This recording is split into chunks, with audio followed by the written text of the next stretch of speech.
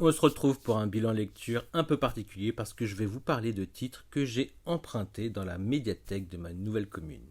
Je vis dans une petite ville saisonnière, alors si moi j'ai de la chance de trouver autant de titres intéressants, il est fort possible que vous aussi, donc n'hésitez pas à aller jeter un coup d'œil. Conseil d'amis. Générique.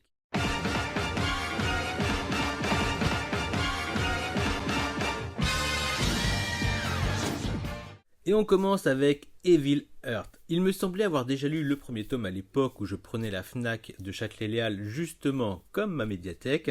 Alors j'ai emprunté le premier tome à la médiathèque de ma commune afin de me remettre dans le bain. Car à part que ça parle de Aikido façon seinen, avec une histoire de famille assez lourde, j'avais pas vraiment de souvenir de ce tome 1. Et au cours de ma lecture, on va remettre les choses au clair dans mon esprit. Je me suis rendu compte que je n'ai dû le feuilleter que vite fait, car ce fut une totale découverte. Au point que j'ai emprunté la série complète par la suite et je parle d'une série en 6 tomes. Je ne sais pas comment je vais faire, mais je vais vous faire quand même un petit topo. On suit un jeune garçon qui vit seul avec sa sœur. Ils vont à l'école et tout, et s'ils vivent seuls, ce n'est pas parce que leurs parents vivent à l'étranger comme on peut parfois le voir pour créer des facilités scénaristiques dignes d'un rom-com. Non, non, non, non, non. Non. La mère est en prison après avoir poignardé le grand frère de la famille, car ce dernier était violent et faisait vivre un véritable enfer à sa propre famille. Dans cet univers de violence, et ayant été témoin de la scène, j'ai un doute, qu'importe, le petit frère est sous l'emprise de la colère car il redoute une nouvelle confrontation avec son grand frère à la sortie de l'hôpital. Situation qui le rend très susceptible et où il multiplie les bagarres lorsqu'on le provoque. Il est de petite taille, mais il n'a pas peur de se confronter face aux plus grands, et que ce soit par la taille ou par l'âge. Bien au contraire. Ce qui va mettre mal à l'aise beaucoup de monde, c'est certes sa force, mais c'est surtout son regard de tueur. Et comme vous le devinez d'une manière ou d'une autre, notre jeune héros va faire la découverte de l'aïkido. Alors attention, ce manga de sport est bien plus qu'un manga de sport. Il a un propos fort et juste sur le thème de la violence. Il a quelque chose d'assez incroyable en ce qui concerne la relation du professeur qui va apprendre les fondements de l'aïkido au jeune garçon et qui par la même occasion va se retrouver confronté à ses propres démons en contact de lui. Il y a cette jeune sœur qui sacrifie son enfance en maintenant du mieux qu'elle peut le lien familial et en endossant le rôle de mère jusqu'à ce que cette dernière sorte de prison. Il y a ce grand frère qui revient dans leur vie et qui promet de tuer leur mère lorsqu'elle sortira de prison. Et il y a ce petit frère prêt à tout pour protéger sa famille, quitte à devenir ce qu'il déteste le plus en lui. Putain, ça me donne des frissons. Vous le devinez, l'aïkido aura un rôle à jouer dans ce récit au point de de me donner envie de m'y mettre aussi. Pour tout vous dire, après avoir fini ma lecture, je me suis acheté les 6 tomes, car ils ont largement leur place dans ma mangathèque. D'ailleurs, il faut féliciter Kana dans sa politique car tout comme Back One Reto, ce sont des séries qui sont sorties depuis plus de 10 ans chez nous et qui je suppose doivent avoir un succès très modeste, mais dont la commercialisation n'a pas été stoppée. Car là, je vous parle d'une série que j'ai trouvée incroyable et à qui je donne la note de 19 sur 20. Ce serait vraiment dommage de passer à côté et de pleurer par la suite lorsqu'elle ne sera plus disponible. J'ai également emprunté A Silent Voice, alors tout comme Evil Earth, j'ai commencé par prendre le premier tome, afin de me faire une idée un peu plus précise d'une série que je voulais commencer depuis déjà un certain temps. Mais je crois que j'hésitais encore dernièrement à cause de la place que prendrait une nouvelle licence de chez Kion. À la rigueur, si je tombais sur le coffret en occasion, why not? Bon, je ne pouvais pas espérer mieux avant d'investir ou pas sur celle-ci que de tomber dessus dans ma médiathèque. Perso, j'ai pas le temps de m'attarder sur les scans en ce moment pour me faire une idée ou pas d'un titre, bien qu'à défaut, c'est ce qui peut paraître le plus pertinent. Et tout comme Evil Earth, j'ai bien accroché le premier tome, ce qui fait que par la suite, j'ai pu emprunter jusqu'au tome 4. Alors, je vais moins m'attarder sur cette licence, car je n'ai pas encore eu l'occasion de la lire dans son intégralité. Il y a 7 tomes. Mais j'ai trouvé le sujet intéressant pour ceux qui n'ont pas vu le film d'animation ou lu la série. Et je vous fais quand même un petit topo. Ça parle d'un jeune garçon qui, pour se faire remarquer, se faire apprécier et certainement combattre l'ennui, était prêt à faire les casse-en-coups avec ses amis, jusqu'à les entraîner dans ses délires. Seulement, il arrivait un moment où ces derniers ne le suivaient plus trop, ils n'avaient plus trop envie pour X raisons. Puis l'arrivée d'une nouvelle élève dans la classe a changé la donne du fait qu'elle soit sourde. Cela a laissé place à certaines incompréhensions et elle est devenue insidieusement la souffre-douleur de la classe, et plus particulièrement celui de notre ami. Alors, jusqu'à ce que ses amis se retournent contre lui à la suite d'un événement qui a d'ailleurs entraîné par la suite le départ précipité de la jeune fille dans une nouvelle école. Le harcèlement qu'il a fait endurer à cette jeune fille s'est finalement retourné contre lui au point que cette réputation le suivra des années plus tard. Il prendra la décision de mettre fin à sa vie. Mais avant ça, il aura pris le temps d'apprendre le langage des signes afin de pouvoir s'excuser auprès de la fille qu'il a harcelée sans relâche alors qu'elle semblait juste vouloir être son amie. Et moi, ce qui m'a vraiment intéressé, c'est le thème du langage des signes.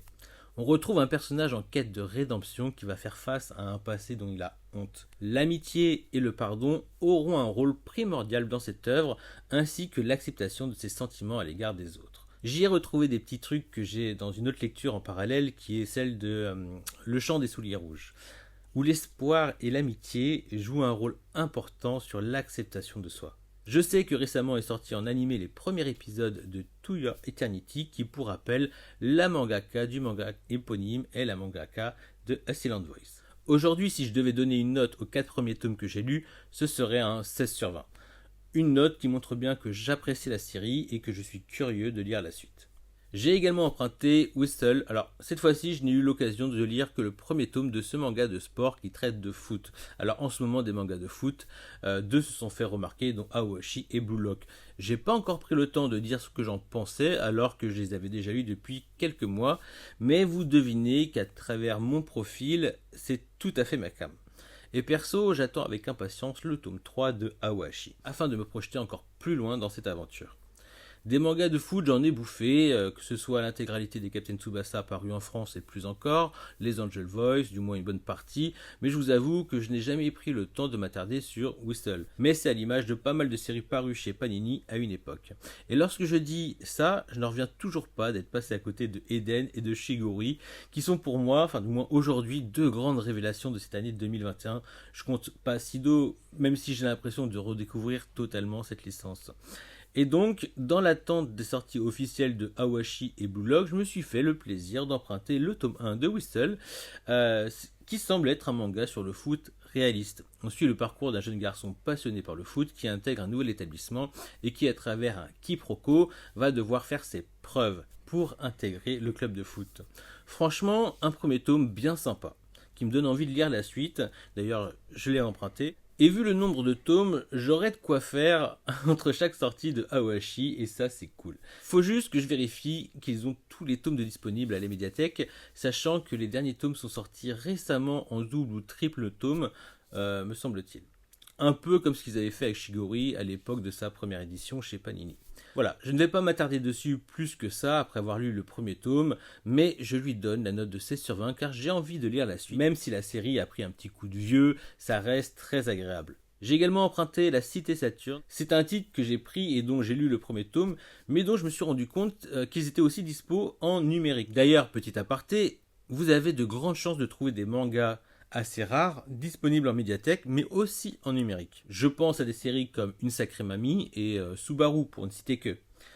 Et donc, avant de savoir qu'il était en numérique, j'ai lu le premier tome de La Cité Saturne, avec lequel j'ai passé un très bon moment. Petit topo.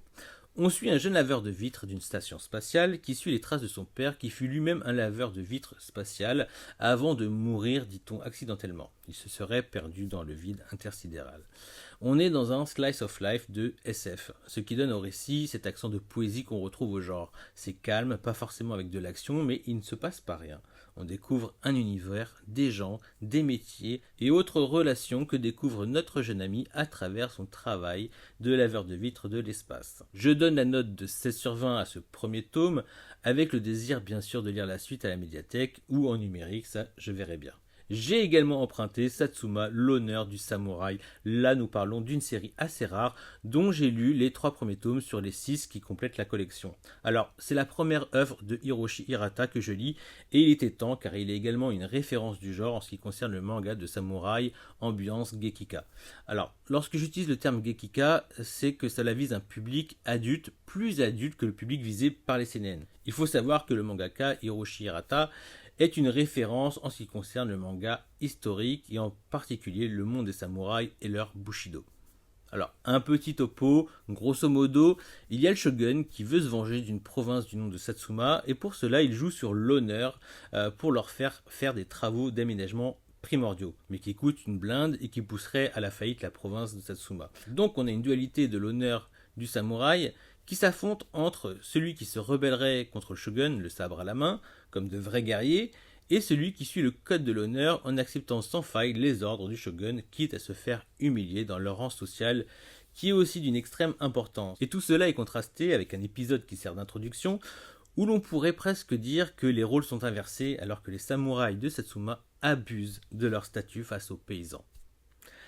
J'ai beaucoup aimé ma lecture, il y a des personnages qui sortent du lot, et c'est assez exceptionnel lorsque tu dis que beaucoup de personnages se ressemblent à peu de détails près. Car oui, la plupart ont les mêmes habits, ont les mêmes coiffures, voire les mêmes têtes. Le style graphique est très intéressant, mais aussi très fouillis parfois, mais il vaut la peine de s'y attarder un peu. Et bien sûr, la vie d'un homme tient vraiment à peu de choses durant cette période de psychopathe. Leur période féodale a quelque chose de très psychotique avec leur code de l'honneur.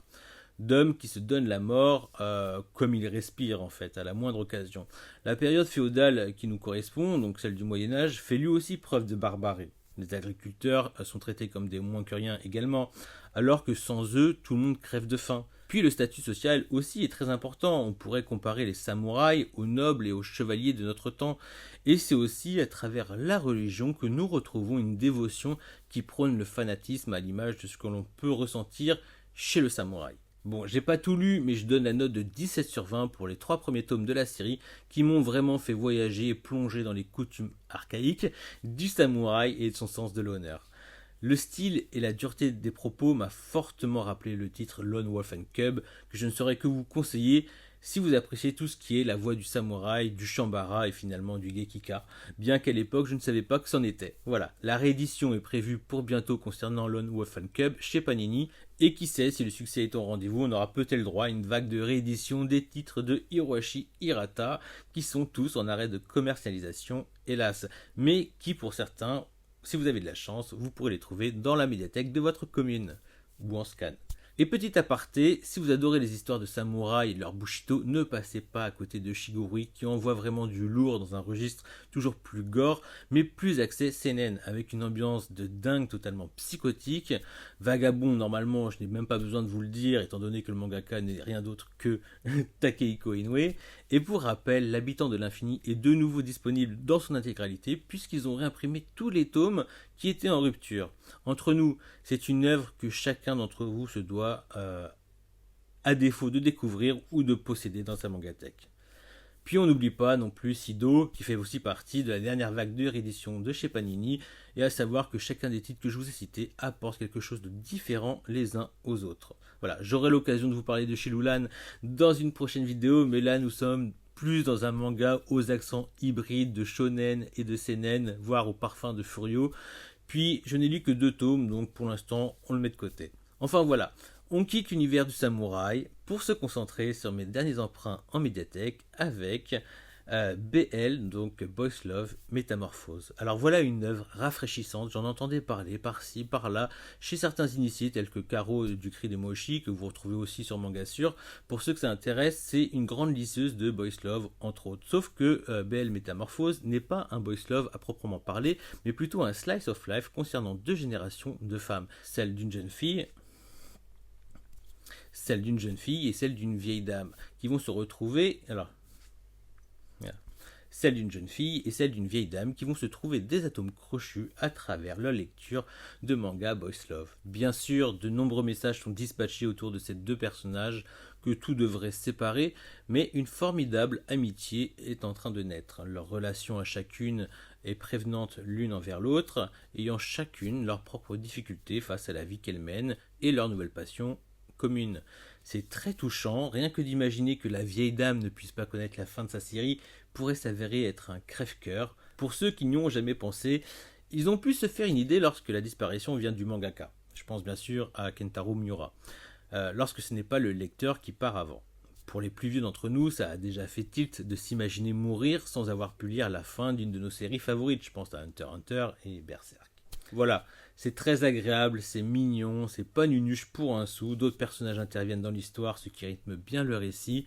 Je ne lis que les 3 premiers tomes sur les 5 déjà sortis, j'hésite véritablement à me les prendre. Comme à mon habitude avec Ki-On, j'aimerais qu'ils proposent leur titre en version numérique, mais bon, je n'ai pas vraiment le choix si la médiathèque ne me propose pas la suite. Je lui donne la note de 17 sur 20 car c'est une œuvre qui dégage vraiment quelque chose de bienveillant et c'est une lecture qui nous procure quelque chose à la lecture.